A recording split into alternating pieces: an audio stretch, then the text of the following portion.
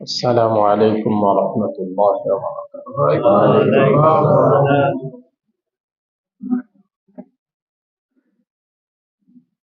الحمد لله نحمده ونستعينه ونستغفره ونؤمن به ونتوكل عليه ونعوذ بالله من شرور أنفسنا ومن سيئات أعمالنا. من يهده الله فلا مضل له ومن يضلله فلا هادي له. ونشهد أن لا إله إلا الله وحده لا شريك له. ونشهد أن سيدنا ومولانا محمدا عبده ورسوله. أما بعد فأعوذ بالله من الشيطان الرجيم. بسم الله الرحمن الرحيم. ما آتاكم الرسول فخذوه وما نهاكم عنه فانتهوا. وعن ربيعة بن كعب الأسلمي رضي الله تعالى عنه أنه قال: كنت أبيت مع رسول الله صلى الله تعالى عليه وسلم فأتيت بوضوئه وحاجته فقال: سل. فسألت رسول الله صلى الله عليه وسلم: مرافقتك في الجنة؟ قال رسول الله صلى الله عليه وسلم: أو غير ذاك. فقلت: هذا.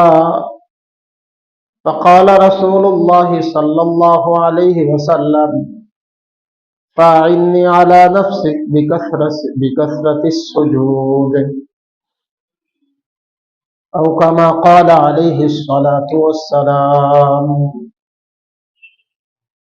آمنا بالله صدق الله العظيم وصدق رسوله النبي الكريم ونحن على ذلك لمن الشاهدين والشاكرين والحمد لله رب العالمين.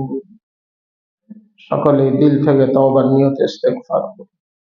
আস্তাগফিরুল্লাহ আল্লাযী লা ইলাহা ইল্লা হুয়াল হাইয়ুল কাইয়্যুম ওয়া আতুবু ইলাইহি লা হাওলা ওয়া লা কুওয়াতা ইল্লা বিল্লাহিল আলিয়্যিল আযীম। আস্তাগফিরুল্লাহ আল্লাযী লা ইলাহা ইল্লা হুয়াল হাইয়ুল কাইয়্যুম ওয়া আতুবু ইলাইহি লা হাওলা ওয়া লা কুওয়াতা ইল্লা বিল্লাহিল আলিয়্যিল আযীম। আল্লাহুম্মা সাল্লি আলা মুহাম্মাদ ওয়া আলা আলি মুহাম্মাদ কামা সাল্লাইতা আলা ইব্রাহিম ওয়া আলা আলি ইব্রাহিম ইন্নাকা হামিদুম মাজিদ। আল্লাহুম্মা বারিক আলা মুহাম্মাদ ওয়া আলা আলি মুহাম্মাদ কামা বারাকতা আলা ইব্রাহিম ওয়া আলা আলি ইব্রাহিম ইন্নাকা হামিদুম মাজিদ। اللهم سبحانك لا علم لنا إلا ما علمتنا إنك أنت العليم الحكيم. ربي زدني علما رب اشرح لي صدري ويسر لي أمري واحلل عقدة من لساني يفقه قولي. محترم মুসল্লিয়ান کرام, আল্লাহ পাকের অশেষ মেহেরবানি যে আজকে জুমার দিন, ইংরেজি বৎসরের ক্যালেন্ডারের সর্বশেষ জুমা। যদিও শরীয়তে এর কোনো গুরুত্ব নেই, এটার কোনো আলোচনাও নেই, আমি এমনিই বললাম যে ইংরেজি ক্যালেন্ডার হিসাবে আমার জীবন থেকে আরেকটা বৎসর শেষ হয়ে গেল, এটা স্মরণ করে দেওয়ার জন্যই শুধু বলা। জানি না আগামী জুমা, আগামী নতুন বৎসর আমরা সেই পর্যন্ত পৌঁছতে পারবো কিনা। আমাদের মধ্য থেকে কারে কারে আল্লাহ পাকের আগেই দুনিয়ার থেকে বিদায় করবেন, কাকে রাখবেন, এই ইলম একমাত্র আল্লাহ পাকের আছে। আল্লাহ ছাড়া দুনিয়ার কোনো ব্যক্তির, কোনো বস্তুর কাছে এই ইলম নাই। মানুষ ততক্ষণ পর্যন্ত আল্লাহর কাছে দামি যতক্ষণ সে নিজেকে ছোট মনে করে। বান্দা নিজেকে ছোট মনে করে, আমার প্রত্যেকটা কাজ আমি গুনাহ করতেছি, প্রত্যেকটা কাজকে আমি গুনাহ বানাইতেছি। তার অর্থ কি? বলে, হুজুর আমি তো নামাজ পড়তেছি, এটাও গুনাহ, এটাও তো আল্লাহ পাকের শতভাগ মানসা এবং ইচ্ছা অনুযায়ী আমি করতে পারতেছি না। তাইলে নামাজ পড়তে গিয়েও আমি কি করলাম? কিছু নাফরমানি করে ফেলছি। যার কারণে নামাজের পরে, নামাজের শেষ দোয়াটা, সর্বশেষ দোয়াটা কি বলি? আল্লাহুম্মা ইন্নী যালামতু নাফসি যুলমান কাসীরা। আল্লাহ, আমি তো গুনাহ করছি, আমি অবিচার করছি। শুধু করি নেই, অনেক করছি, অনেক অনেক। আল্লাহুম্মা ইন্নী যালামতু নাফসি যুলমান কাসীরা ওয়া লা ইয়াগফিরুয যুনুবা ইল্লা আনতা। আমার এই অন্যায় গুনাহ আপনি ছাড়া মাফ করার কেউ নেই, আপনি ছাড়া মাফ করার আমার কেউ নেই। আমি আপনার গোলাম, আমি গুনাহগার, আপনি একমাত্র গফফার, আপনি আমার মাওলা। ফাগফিরলি ফাইন্নাহু লা ইয়াগফিরুয যুনুবা ইল্লা আনতা ফাগফিরলি মাগফিরাতাম মিন ইনদিক। আমি নামাজ পড়ছি, কিন্তু আমি ক্ষমার যোগ্যতা অর্জন করিনি। আমি নামাজ পড়ছি ঠিক, তো আপনার মকবুলিয়ত, আপনার কাছে পছন্দনীয় হওয়ার যে পর্যায়ে যাওয়া দরকার, আমি তো সেই পর্যায়ে যেতে পারি। আমি ক্ষমা পাওয়ারও যোগ্য না। আপনি নিজ দয়া, নিজ গুণে, নিজ মেহেরবানিতে আমাকে মাফ করেন। ফাগফিরলি মাগফিরাতাম মিন ইনদিক। আল্লাহ শুধু মাফ করলেই হবে না, ওয়ারহামনি, আমার উপরে দয়ার ফয়সালা করেন, রহমতের ফয়সালা করেন আমার জন্য। ওয়ারহামনি, আমি আপনার দয়ার মুহতাজ, আমি আপনার রহমতের কাঙ্গাল। আমি তো প্রতি নামাজেই দোয়া পড়তেছি, অর্থ তো জানি না। ওয়ারহামনি ওয়ারহামনি, আমি আপনার দয়া, রহমত, আপনার বরকতের ভিখারি আর কাঙ্গাল। শুধু মাফ করলেই, মাফ করে দিলেন, কাছে নিলেন না, হলে না। মাফ করে দিলেন, কিন্তু আমি আপনাকে দেখলাম না, হলো না। আমি আপনার কাছে যেতে চাই, আমি আপনার জিয়ারত এবং দিদার অর্জন করতে চাই। ফাগফিরলি মাগফিরাতাম মিন ইনদিক। এজন্য নিজেকে ছোট করে দাও। অনেকে নামাজ পড়ে তাকাব্বুর, মনে মনে রাখবেন, আল মুতাকাব্বির কাবীরুন ফি আইনি ওয়া সাগীরুন ফি আইনিন নাস। অহংকার, অহংকারী নিজেকে বড় মনে করে, আর দুনিয়ার সব মানুষ তাকে তুচ্ছ তাচ্ছিল্য। অহংকারের দ্বারা বড় হওয়া যায় না, নিজেকে বিলিয়ে দাও। আরে রাসূল করিম সাল্লাল্লাহু আলাইহি সাল্লাম তো নিজের এত ছোট মনে করতেন, এত ছোট। হাদিস শরীফের মধ্যে সাহাবায়ে কেরাম বলেন, কানা রাসূলুল্লাহ সাল্লাল্লাহু আলাইহি সাল্লাম আশাদ্দান নাসি মুতাওয়াজিআ। জগতের মধ্যে আল্লাহর রাসূলের চেয়ে বিনয়, নিজেকে ছোট মনে করা কি গুণ আর কারোর মধ্যে ছিল না এত বেশি। সাইয়্যিদুল আম্বিয়া হয়ে যদি নিজেকে এত ছোট মনে করতে পারে, আমি কে? আমি কি? আমার কি আমল? আমি মুফতি সাহেব, আমি ইমাম সাহেব, আমি খতিব সাহেব। এই জন্য এগুলো গুনাহ হতে পারে যদি রাসূলের সুন্নাহ অনুযায়ী না হয়। ব্যক্তির বড় বড় কাজ, বড় বড় ইবাদত গুনাহ হয়ে যায় নিয়ত যদি খারাপ হয়ে যায়, তরিকা সুন্নাহ যদি নষ্ট হয়ে যায়। রাসূল করিম সাল্লাল্লাহু আলাইহি সাল্লাম কিভাবে ইস্তিগফার আমাদেরকে শিখাইছেন। বাথরুমে গেছেন, বাথরুমে সবাই যায়, প্রাকৃতিক প্রয়োজন সারার জন্য সবাই যায়, যাওয়াটাই স্বাভাবিক। যদি কারো বন্ধ হয়ে যায় তা ডাক্তারের কাছে যেতে হয়। এই সময়টা আল্লাহ রসুল বাথরুম থেকে বের হইয়া নিজেও পড়ছেন, উম্মতকেও শিখেছেন। কি পড়ো? গফরানাকাল হামদুলিল্লাহিল্লাযী, আল্লাহ আমি মাফ চাই। এই যে সময়টা একটা নাপাক জায়গার মধ্যে থাকার কারণে আমার শরীরের নাপাকগুলো এই সময়ের মধ্যে বের হওয়ার কারণে আমি মুখে জিহ্বায় আপনাকে আমি স্মরণ করতে পারি না। আমি মাফ চাই। কি শিখাইলেন? যে একটা মুহূর্ত যাতে গাফলতের সাথে না যায়। তোমার জীবনের একটা মুহূর্ত যাতে আল্লাহকে তুমি ভুলে না থাকো। রাসূল করিম সাল্লাল্লাহু আলাইহি ওয়াসাল্লাম যে কোনো মজলিস থেকে, এই যে বসছি, নামাজের মজলিস, জিকিরের মজলিস, তালিমের মজলিস, তাআল্লুমের মজলিস, কোরআনের মজলিস, যে কোনো মজলিস থেকে আল্লাহর রাসূল উঠছেন তো পড়েন সুবহানাকাল্লাহুম্মা বিহামদিক আশহাদু আল্লা ইলাহা ইল্লা আনতা আস্তাগফিরুকা ওয়া আতুবু ইলাইক। ইস্তিগফার শিখিয়ে দিয়েছেন। অথচ এতক্ষণ এই মজলিসের মধ্যে ইবাদত করছেন, জিকির আজকার করছেন, সাহাবায়ে কেরামকে দ্বীন শিখাইছেন, সাহাবায়ে কেরামকে ঈমান শিখাইছেন, সাহাবায়ে কেরামকে কোরআন শিখাইছেন। এর চেয়ে ভালো আর কি কাজ হতে পারে? এর চেয়ে উত্তম আর কি কাজ হতে পারে? কিন্তু ওঠার সময় কি বলেন? সুবহানাকাল্লাহুম্মা ওয়া বিহামদিক আশহাদু আল্লা ইলাহা ইল্লা আনতা আস্তাগফিরুকা। ইস্তিগফার, আল্লাহ আমি মাফ চাই। বুঝা গেল নিজেকে বিনয় দেওয়া, ছোট করে দেওয়া, নিজেকে নিজের মধ্যে বিনয় আর নম্রতা আনা, এটি হলো আসল গুণ। এটি হলো মানুষের স্বভাব। আমি কে, আমারে চিনো, এটা মানুষের স্বভাব না। তাকাব্বুর, অহংকার, আমি অমক, আমি তমক, এটা মানুষের স্বভাব না। আমি অমক এই কথা বলেন আল্লাহ, আমি আসমানের বানানেওয়ালা, আমি জমিনের বানানেওয়ালা। মান খালাকাস সামাওয়াতি ওয়াল আরদ, আরে আসমান কে রে বানাইছে? বলে আল্লাহ। আমি কে?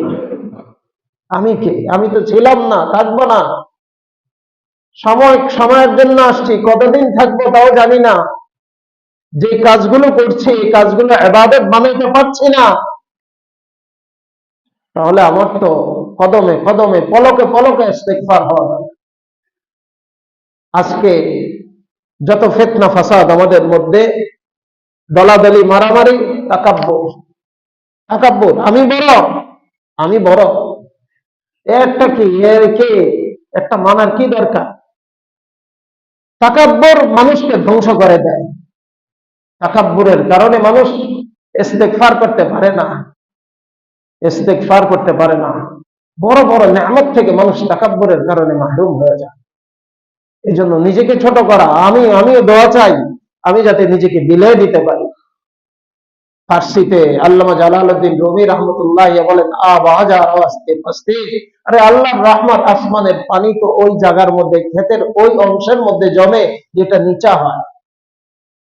আল্লাহর রহমত সর্বদা আসতে থাকে। তুমি যদি মানুষের মাঝে নিজেকে নিচা করে দিতে পারো, বিনয় নিজেকে বানিয়ে দিতে পারো, আল্লাহর রহমতের পানি তোমার মাথার উপর জমবে। আর পাহাড়ের মতো উঁচু হয়ে থাকবা, 24 ঘন্টা রহমতের বৃষ্টি হওয়ার পরও এক ফোঁটাও পাহাড়ের ওই চুটিটা আটকায় না, সব নিচে পড়ে যায়। মুতাকাব্বির আর অহংকারীর জীবনে আল্লাহর রহমত আসতে পারে। জন্য নিজেকে বিনয়ী বানানো এবং নিজের প্রত্যেকটা কাজ নিয়ে চিন্তা করা যে আমার কাজটা গুনাহ হচ্ছে না তো। এত মানুষ বলতেছে, আমি কার পিছনে ছুটতেছি? চিন্তা করা, আল্লাহ পাকের কাছে তৌফিক চাওয়া, দোয়া করতে থাকা, আল্লাহ আমাকে হক বুঝার, হককে গ্রহণ করার তৌফিক দান করে। আমি যেটা হক মনে করেছি এটা হক না হতে পারে, হক নাও হতে পারে। দেখেন, চারজন ইমাম প্রসিদ্ধ, এছাড়া আরো আছে।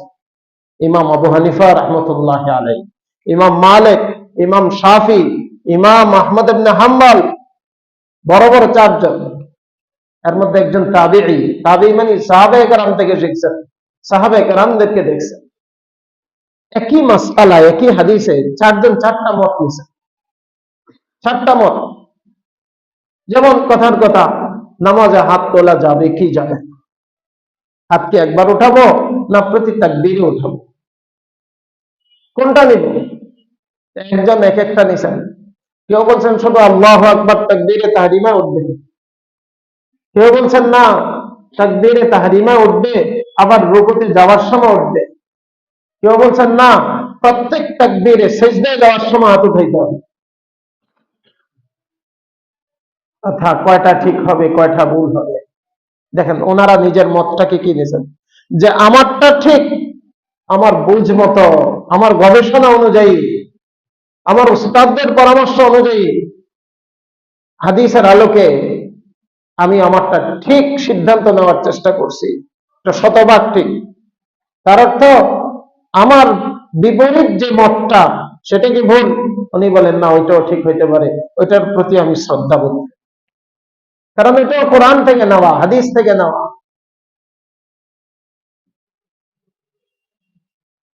কি পরিমাণ বিনয় ওনাদের মধ্যে ছিলেন! ইমাম শাফি রহমতুল্লাহ আলাই হাত তোলার পক্ষে ছিলেন, হাত তুলতেন। আপনি ওনার জীবনী যদি পড়েন, ইমাম আবু হানিফা রাহিমাহুল্লাহর শহরে উনি গেছেন, তো নামাজের মধ্যে হাত তোলা ছেড়ে দিয়েছেন, হাত তোলেন না। সবাই প্রশ্ন করলো কি ঘটনা, আপনার তাহকিক অনুসন্ধান তো হাত তোলা, আপনি হাত ছেড়ে দিলেন? বলে না, উনি আমার থেকে বড় আলেম, ওনার প্রতি শ্রদ্ধাবোধ সম্মান প্রদর্শন করে ওনার শহরে ওনার মশালাটার উপরে আমল করে গেল। বিনয় কাকে বলে? তাকাব্বুর মানুষকে নিজের মাওকিফ থেকে, অবস্থান থেকে সরতে দেয় না। আমি যেটা বলছি এটাই ঠিক, কোরআনের সাথে মিলক আর না মিলক, হাদিসের সাথে মিলক আর না মিলক, আমার মাওকিফ থেকে আমি সরব না, অবস্থান থেকে আমি সরব না। তাকাব্বুর মানুষকে পিছনে ফেলে দেয়। আল্লাহ পাক আমাদেরকে বিনয়ী হওয়ার তৌফিক দান করেন। আমি যে বিষয়টা নিয়ে আলোচনা করছিলাম এবং এই হাদিস এবং আয়াতে কারীমা তেলাওয়াত করছি বিষয়ের উপর, 24 ঘন্টার নওয়াফিল, নফলের বিষয়। তার আগে আরেকটা বিষয় বলি, বৎসর যেহেতু শেষ, বৎসর শেষ হইতে তো আমাদের দেশে কিছু বৎসর শেষ হয় ঘুমায়া ঘুমায়া, কেউ টের পায় না। কিছু বৎসর শেষ হয় হিন্দুদের উৎসবে, আর কিছু বৎসর শেষ হয় খ্রিস্টানদের উৎসবে। ঘুমায় ঘুমায় যে বছর শেষ করি, এটা হলো আমার ইবাদতের বৎসর, আরবি বৎসর। কোন দিক দিয়ে জিলহজ মাস শেষ হয়ে যায়, নতুন বছর শুরু হয়, কেউ টেরই পায় না। অথচ মুমিনের ইমানের সম্পর্ক এই মাসের সাথে, মুমিনের আমলের সম্পর্ক এই মাসের সাথে, হজের সম্পর্ক আরবি মাসের সাথে, রোজার সম্পর্ক আরবি মাসের সাথে, যাকাতের সম্পর্ক তার সাথে আরবি মাসের সাথে। অথচ মুমিন এই মাসের হিসাব রাখে না। এটা রাখা জরুরি, এই মাসের হিসাব রাখা ইবাদত। কারণ মুমিন এখন ইবাদত করতে রাজি না, এখন শুধু বেঈমান আর বদ্দিনদের অনুসরণ করতে রাজি মুমিন। নাম দেয় মুমিন, কামে হলো বেঈমান, কাম বেঈমানের সব করে, দামি মুমিন। চিন্তা করা দরকার। সাহাবায়ে কেরাম রিজওয়ানুল্লাহি তাআলা আলাইহিম আজমাইন ঈমান গ্রহণের জন্য কি পরিমাণ কুরবানি করছে।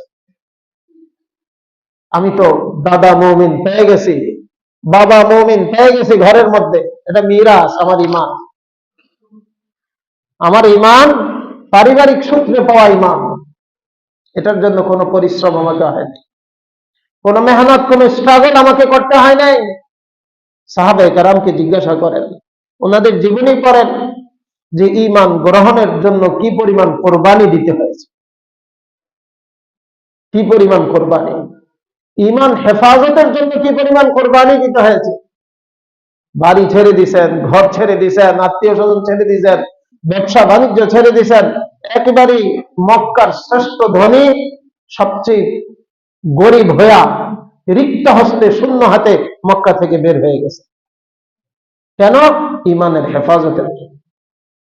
ঈমান গ্রহণেও কোরবানি, ঈমান হেফাজতেও কোরবানি। আমার না গ্রহণে কোরবানি আছে, না হেফাজতে কোরবানি আছে। নতুন বছর শুরু হইতেছে, কত প্ল্যান মানুষ করতেছে, কত প্রোগ্রাম, কে কোথায় কারে নিয়ে ঘুরতে যাবে, ডিজি পার্টি কোথায় কিভাবে করবে, কোথায় কোথায় কিভাবে নাচ হবে, গান হবে। এটা তো মুমিনের শান না, এটা মুসলমান যুবক যুবতীদের কাজ না, এটা বেঈমানদের কাজ, বেঈমানদের কাজ। এই নতুন বর্ষ উদযাপন, নতুন বর্ষ বরণ এবং এটার মধ্যে যত কিছু আছে, কিছু কিছু বিষয় এমন যেগুলো মসজিদের মিম্বরে বসে বলা উচিত না। কারণ গুনাহের কাজ করা যেমন গুনাহ, এটাকে স্মরণ করে দেওয়া গুনাহ। কি হয় আর কি না হয় সবাই সচেতন, সবাই জানে। এই জন্য যারা যুব সমাজ, আমি তাদের কাছে বিনীত অনুরোধ করব, এগুলোকে লাথি মারি, লাথি লাথি। ফুটবলে যেমন মানুষ লাথি মারে, বিজাতীয় আদর্শ, বিজাতীয় কৃষ্টি কালচার, বিজাতীয় তাহজিব আর তামাদ্দুনকে লাথি মারি। এটা ঘরে জায়গা দেওয়া উচিত নয়। আমি মুসলিম, দুনিয়ার শ্রেষ্ঠ তাহজিব আর তামাদ্দুন আল্লাহ পাক আমাকে দান করেছে। যারা অভিভাবক এখানে উপস্থিত, আমি সকলকে করজোড়ে একেবারে 2 হাত জোর করে নিবেদন করব, ছেলে সন্তানের প্রতি সজাগ থাকেন, সচেতন থাকেন, সজাগ থাকেন, সচেতন থাকেন। তাদেরকে আগের থেকেই অন্য বিষয়গুলোকে অনুপ্রাণিত করে আল্লাহর ভয় তার দিলের মধ্যে ঢুকানো। লক্ষ লক্ষ টাকা সন্তানের বায়না থাকে, এই উপলক্ষে আমাকে দিতে হবে, যাও তুমি আল্লাহর ঘর জিয়ারত করে আসো। কত ভালো ভালো কাজ আছে, তুমি এটা করো। মুতাবাদিল অর্থাৎ বিকল্প রাস্তা তার সামনে খোলেন। বাধা দিলে নদীর থেকে যখন বাঁধ ভেঙে যায়, তখন বাঁধে যদি বাধা দেই, তখন আরেক দিক দিয়ে ভাঙে। আমি এখানে বাধা দিব, আরেক দিক সন্তান আরেক জায়গায় গুনাহে জড়িত হবে। কি করতে হবে? পানির প্রবাহের জন্য, স্রোতের জন্য ভিন্ন দিকে রাস্তা তৈরি করে দিতে হবে। সন্তান গুনাহের দিকে যাচ্ছে, তাকে ইবাদতের দিকে টেনে দেন, তার তো স্পৃহা আছে, গতি আছে, শুধু মোড়টা ঘুরে দেওয়া দরকার। জন্য মুহাব্বতের সাথে, আন্তরিকতার সাথে তাদেরকে বুঝানো। অর্থের অপচয়, সময়ের অপচয়, দিনের ক্ষতি, ইমানের ক্ষতি, সামাজিক শান্তি নিরাপত্তা বিঘ্নতা ঘটে, এমন সব কাজ সকলের জন্য পরিহার করা দরকার। পটকা ফুটানো, বাজি ফুটানো, বিকট শব্দে হয় এমন যে কোনো জিনিস আওয়াজ করা, এটা সকলের জন্য খারাপ। শব্দ দূষণ তো আমাদের শহরের একটা খারাপ জিনিস। আমরা নিজেরাই যদি দূষণ করি, ছোট ছোট বাচ্চারা, এমন এমন বিকট আওয়াজ হয়, ছোট ছোট বাচ্চারা ঘাবড়ে যায়। একটা ছোট্ট বাচ্চাকে কষ্ট দিলাম, বলেন সব হবে না গুনাহ হবে? গুনাহ হবে না? গুনাহ হবে। একজন অসুস্থ ব্যক্তি আমার এই কারণে ঘুমাইতে পারল না, বিশ্রাম করতে পারল না, সব হবে না গুনাহ হবে? গুনাহ হবে। একজন মানুষ তেলাওয়াত করছে ওই সময় বসে বসে, আমার এই সমস্ত শয়তানির কারণে তার ইবাদতে বিঘ্নতা সৃষ্টি হচ্ছে, গুনাহ হবে। একজন মানুষ আল্লাহর দরবারে সিজদায় পড়া কাঁদছে, আমার এই সমস্ত শয়তানির কারণে তার মনোযোগে ব্যাঘাত ঘটেছে, এটার জন্য আমাকে গুনাহ হবে। জিনিসটা যে আমার বাড়ির ছাদে আমি করছি, কার কি? এটা একটা বিষয়। আমার বাড়ির ছাদে আমি করছি, কার কি? আমার পকেটের পয়সা আমি খরচ করছি, কার কি? মোহতারাম দোস্ত, আমি তো আমার না, আমি তো আমার না, আমার মালিক তো আল্লাহ। আমি তো একজনের গোলাম, গোলাম তো স্বাধীনতার কাজ করতে পারে না, আমি তো পরাধীন। আমি তো মুসলিম, মুসলিম ওই ব্যক্তিকে বলে যার গর্দানের মধ্যে ইসলাম নামক একটা শিকল লাগানো আছে। আমি একজনের সামনে আত্মসমর্পণ করে আমার ঈমান আর ইসলাম, আমার হায়াত সবকিছু আমি তার সমর্পণ করেছি, যে আমি আপনার উপরে ঈমান আনলাম, আমি আপনার হুকুম মানব বলে স্বীকৃতি দিলাম। আমি আপনার যাবতীয় সবকিছু গ্রহণ করলাম, এই ব্যক্তি পরাধীন, সেই কথা বলতে পারে না যে আমারটা আমি যা খুশি তা করি। এটা তাকে মানায় না, এটা তাকে মানায় না। জন্য মুহতারাম দোস্ত, এই সমস্ত নষ্টামি ফষ্টামি, এই সমস্ত গুনাহের কাজ আর শয়তানি, এগুলো নিয়ে প্রতি বছরই কথা হয়। আলহামদুলিল্লাহ, আল্লাহ পাকের শুকর আদায় করি, আপনাদের সিদ্ধান্তের প্রতি আন্তরিকভাবে শ্রদ্ধা জ্ঞাপন করি। আগের তুলনায় আমাদের মহল্লায় অনেক কমে গেছে, নাই বললেই চলে, নাই বললেই চলে।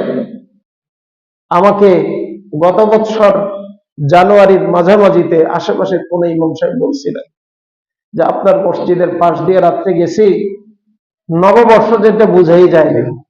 এমনকি বুঝার কি আছে? তা আমাদের মহল্লা এসে দেখেন বুঝার কি আছে। আলহামদুলিল্লাহ, আপনারা যে সচেতন, আপনারা যে ইমানদার দিনদার, রাসূলের মহাব্বত, আল্লাহর মহাব্বত সর্বাধিক অগ্রাধিকার, যে আমরা সবকিছুকে পরিহার করতে রাজি, কিন্তু আল্লাহর মহাব্বতকে আমরা ছাড়তে রাজি। আল্লাহ পাক আমাদের এই ঐতিহ্যকে, এই যে সুনাম, এটাকে ধরে রাখার তৌফিক দান করেন। আমি যে আয়াতে কারিমা তেলাওয়াত করেছি, ওমা আতাকুমুর রাসূল ফাখুযুহু, আল্লাহ বলেন রাসূল যেটা আনছে, যেটা তোমাকে নির্দেশ দিছে, এটা তুমি গ্রহণ করো। ওয়ামা নাহাকুম আনহু ফান্তাহু, আর রাসূল যেটার থেকে তোমাকে বিরত রেখেছেন, এটার থেকে তুমি বিরত থাকো। এই মর্মে আমরা হযরত রাবিয়া ইবনে কাব আল-আসলামী রাদিয়াল্লাহু তাআলা, একজন বিখ্যাত সাহাবী, সময় কম, ওনার জীবনী আলোচনা করলে আমি আর সামনে যেতে পারবো না। উনি বলেন, কুনতু আবিতু মা রাসূলিল্লাহি সাল্লাল্লাহু আলাইহি ওয়াসাল্লাম, আল্লাহর রাসূলের সাথে রাত্রি যাপন করছি। আমি আল্লাহর রাসূলের সাথে ছিলাম। রাসূল কারীম সাল্লাল্লাহু আলাইহি সাল্লামের অভ্যাস ছিল রাত্রে লম্বা সময় নামাজ পড়া। এই নামাজ ফরজ তো ফরজ, ফরজের আলোচনা আমরা করছি না। ফরজের অতিরিক্ত যেটা, এটাকে তাতাব্বুআত বলে। তাতাব্বুআত, তাতাব্বুআত মানে নফল। নফল দুই প্রকার। নফল মানে সুন্নাত। নফলের শব্দের অর্থ আয-যায়িদু আলা রাওয়াতিব ওয়াল ফারাইজ। নফলের অর্থ যেটা ফরজের অতিরিক্ত। এটার মধ্যে সুন্নাত, মুআক্কাদা, গায়রে মুআক্কাদা, নফল, মুস্তাহাব সব এক শব্দে আসে, এক শব্দে। এই নফল আবার বললেন না যে হুজুর এটাকে নফল বলছে। নফলের অর্থে যে এটা ফরজের অতিরিক্ত। কোন অর্থে নফল? এটা ফরজের অতিরিক্ত, এই জন্য এটাকে নফল বলে। এটা দুই প্রকার, একটা হলো সুন্নাতে মুআক্কাদা, আরেকটা হলো সুন্নাতে যাওয়ায়েদ বা যায়েদা। মুআক্কাদা যেটা দৈনিক 12 রাকাত নামাজ, হযরত আবু হুরায়রা রাদিয়াল্লাহু তাআলা আনহু থেকে বর্ণিত, ক্বালা রাসূলুল্লাহ সাল্লাল্লাহু আলাইহি ওয়াসাল্লাম, মান হাফাযা আলা 12 রাকাতান কুল্লা ইয়াউমিন বানাল্লাহু লাহু বাইতান ফিল জান্নাহ আও কামা ক্বালা আলাইহিস সালাতু ওয়াস সালাম। হযরত আবু হুরায়রা বলেন, রাসূল করিম সাল্লাল্লাহু আলাইহি ওয়াসাল্লাম ইরশাদ করেন, দৈনিক 12 রাকাত সুন্নাত যে পড়বে, আল্লাহ পাক প্রতিদিন তার জন্য একটা ঘর জান্নাতে নির্মাণ করবে। قال رسول الله صلى الله عليه وسلم إن في الجنة غرفة, জান্নাতে একটা বিশাল প্রাসাদ আছে, বিশাল। ইউরা যাহিরুহা মিন বাতিনিহা ওয়া ইউরা বাতিনুহা মিন যাহিরিহা, বাহিরের থেকে ভিতরের সব দেখা যায়, ভিতরের থেকে বাহিরের সব দেখা যায়। এক সময় মানুষ বলতো যে এটা কি ধরনের হাদিস, কি বললো, এটা কেমনে সম্ভব? ভিতরের থেকে আর বাহিরে কেমনে দেখা যায়, আবার বাহিরের থেকে ভিতরে দেখা যায়, এটা কিভাবে সম্ভব? এখন তো মানুষই বানাইছে, গ্লাসের ঘর বানাইছে কি বানায়নি? বিশাল প্রাসাদের উপর গ্লাস ফিটিং এক ঘর, ভিতরের থেকে বাহিরের পুরা পৃথিবী দেখা যাইতেছে, আবার বাহিরের থেকে ভিতরেরটা দেখা যাইতেছে। এটা কি আল্লাহ বানাইছে না মানুষ বানাইছে? কে বানাইছে? আপনি যদি দুবাই যান, সে বুরুজ প্রাসাদে, আপনি যদি মক্কা শরীফ যান, তাহলে ক্লক টাওয়ারের যে উপরের তালা, সেই উপরের তালায় গ্লাসে ঘেরা, ওখান থেকে পুরো মক্কা নগরী আপনি দেখবেন। তো মানুষ যদি এত সুন্দর করে বানাইতে পারে, আল্লাহর বানানোটা কি আরো সুন্দর হবে না আরো কম সুন্দর হবে? আরো অনেক সুন্দর হবে। কেমন সুন্দর হবে আল্লাহ পাকই জানেন। কেমন সুন্দর হবে আল্লাহ পাক জানেন। ইউরা যাহিরুহা মিন বাতিনিহা ওয়া বাতিনুহা মিন যাহিরিহা। এটা কার জন্য? রাসূল করিম সাল্লাল্লাহু আলাইহি সাল্লাম মুসলিম শরীফের হাদিসের মধ্যে বলেন, এটা হলো এই 12 রাকাত সুন্নতের যারা ইহতিমাম করবে তাদের জন্য। এই 12 রাকাতের প্রথম 2 রাকাত হলো ফজরের আগে। ফজর প্রথম 2 রাকাত কখন? এই 2 রাকাত সম্পর্কে আমরা বিস্তারিত আলোচনা করেছি। এরপরে এরপরের সুন্নতটা হলো যোহরের আগে। যোহরের আগে কয় রাকাত সুন্নত? 4 রাকাত। কয় রাকাত? 4 রাকাত সুন্নত একই সালামে। ওযু করে এসে যদি সুযোগ হয় 2 রাকাত তাহিয়াতুল ওযু পড়া, 2 রাকাত তাহিয়াতুল মসজিদ পড়া। যদি সুযোগ না হয়, যদি সুযোগ হয় তাহলে এই 4 রাকাতের পরে বাকি 4 রাকাত পড়া। আর যদি সুযোগ না হয় আগের 4 রাকাত ছেড়ে দেওয়া, পরের 4 রাকাত যাতে না ছুটে। বুঝাইতে পারছি? তাহিয়াতুল মসজিদ তাহিয়াতুল ওযুর 4 রাকাত ছেড়ে দিব, কিন্তু পরের 4 রাকাত যাতে না ছুটে। এটার লাভ কি? রাসূল করিম সাল্লাল্লাহু আলাইহি ওয়াসাল্লাম হাদিস শরীফের মধ্যে বলেন যে এই সময় আল্লাহ পাক আসমানের দরজাগুলো খুলে দেন। কিসের দরজা? রহমতের দরজা। কিসের দরজা? রহমতের দরজা খুলে দেন। রহমতের দরজা যখন খোলে, আমি চাই আল্লাহ পাকের দরবারে সেই সময় আমার কিছু আমল উপস্থিত হোক। অতএব রাসূল করিম সাল্লাল্লাহু আলাইহি সাল্লাম এই সময় 4 রাকাত পড়তেন। খুব ভালো করে বুঝেন, আমি মসজিদে আসছি এমন সময় 4 রাকাত পড়ার সুযোগ নেই। নামাজের পরেও আমার এই 4 রাকাত পড়ার সুযোগ থাকবে না, ব্যস্ততা আছে। তাহলে 4 রাকাতের জায়গায় অন্তত 2 রাকাত পড়ে দেব। কয় রাকাত? 2 রাকাত। অনেকেই 2 রাকাতের সময় আছে বলে 4 রাকাত পড়তে পারবে না, বিদায় ছেড়ে দেয়। নামাজের পরেও পড়ার সুযোগ হয় না।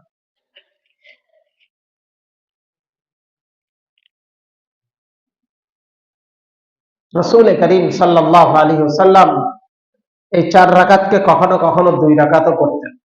4 রাকাতকে কখনো কখনো কয় রাকাত? মুহাদ্দিসিনে কেরাম বলেন, যখন সময় বেশি থাকতো তখন 4 রাকাত পড়তেন, যখন কম থাকতো তখন কয় রাকাত? 2 রাকাত। ছাড়া যাবে না। আচ্ছা, নামাজের আগে পড়তেই পারি নাই, পড়তেই পারি নাই, তাহলে নামাজের পরে পড়ার সুযোগ আছে। তাহলে কখন পড়ব? ফরজ শেষ করার পরে আগে 2 রাকাত। আগে কয় রাকাত? 2 রাকাত। তারপরে হলো ছুটে যাওয়া 4 রাকাত। অনেকে 2 রাকাত আর ফরজের মাঝে 4 রাকাতকে ঢোকায়। তাহলে কয় জায়গার পরিবর্তন হলো? 2 জায়গার মধ্যে পরিবর্তন হলো। আগের সুন্নত লড়ে গেল, পরের সুন্নত জায়গার থেকে সরে গেল। কেন? আমি জোহরের 4 রাকাতের পরে আগের ছুটে যাওয়া 4 রাকাত আগে পড়ছি। এই জন্য যদি সুযোগ থাকে তাহলে ছুটে যাওয়া 4 রাকাত কখন পড়ব? ফরজের পরের 2 রাকাতের পরে। ফরজের পরে যে সুন্নত 2 রাকাত, এই 2 রাকাতের পর। এখন আসেন, এই 4 রাকাত আর 2 রাকাত হলো 6 রাকাত। ফজরে গেল 2 রাকাত, কয় রাকাত? 8 রাকাত। এগুলো পড়ব কিভাবে? সময়টা বলে দিলাম। পড়ব কিভাবে? রাসূল করিম সাল্লাল্লাহু আলাইহি ওয়াসাল্লাম একই সালামে পড়তেন। 4 রাকাত যখন পড়তেন কয় সালামে? এক সালামে। এক সালামে মানে 2 রাকাত পরে সালাম না ফিরাইয়া আরো 2 রাকাত পরে 4 রাকাতের মাথায় সালাম। কয় সালাম হইল? একই সালামে 4 রাকাত। একই সালামে 4 রাকাত। অনেকে এমন করে যে 2 রাকাত পরে সালাম ফিরায়, আবার 2 রাকাত পরে, তাহলে 2 সালাম হয়ে গেল। রাসূল করিম সাল্লাল্লাহু আলাইহি সাল্লামের আমলের সাথে এটা মিলে নেই। এটা 4 রাকাত একই সালামে হবে। এই 4 রাকাতের কেরাত কি হবে? রাসূল করিম সাল্লাল্লাহু আলাইহি ওয়াসাল্লাম এই 4 রাকাতের কেরাত অনেক লম্বা করে, অনেক লম্বা। কোন কোন বর্ণনা আসছে সূরাতুল বাকারা 1 রাকাত। সূরাতুল বাকারা 1 রাকাত। পরের রাকাতে পরের সূরা, পরের রাকাতে পরের সূরা।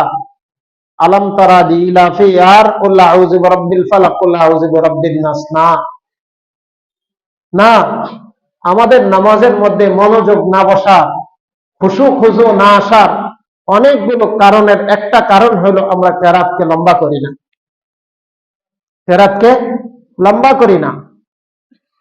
এজন্য নামাজের অনেক আগে মসজিদে আসা, যাতে মসজিদে আসে ওযুটা ভালো করে হয়, তাহিয়াতুল ওযু তাহিয়াতুল মসজিদের ইহতিমাম হয়, এবং কিছু সময় কোরআনে কারীমের তেলাওয়াত হয়, তারপরে সুন্নতটা লম্বা কেরাতের সাথে হয়, দোয়া হবে। এরপরে যখন আমি কি করব, ফরজ নামাজ আদায় করব, তাহলে ফরজ নামাজের শানই তখন অন্যরকম হবে, তখন ফরজ নামাজের মানটাই অন্যরকম হবে। তা আমি এমন ভাবে দৌড়ায় আসছি যে আমার হার্টবিটটা বেড়ে গেছে, এমন সময় আইসা ফরজের আল্লাহু আকবার নিয়ত বলছি। তো দুনিয়াতে আমি বাহিরে রেখে আসতে পারি নাই, দুনিয়াকে তো আমি সাথে করে নিয়ে আসছি,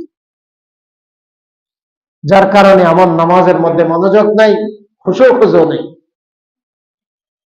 আল্লাহ পাক রব্বুল আলামিন আমাদেরকে রাসূল করিম সাল্লাল্লাহু আলাইহি ওয়াসাল্লামের প্রত্যেকটা সুন্নতকে শতভাগ অনুসরণ করার তৌফিক দান করুন।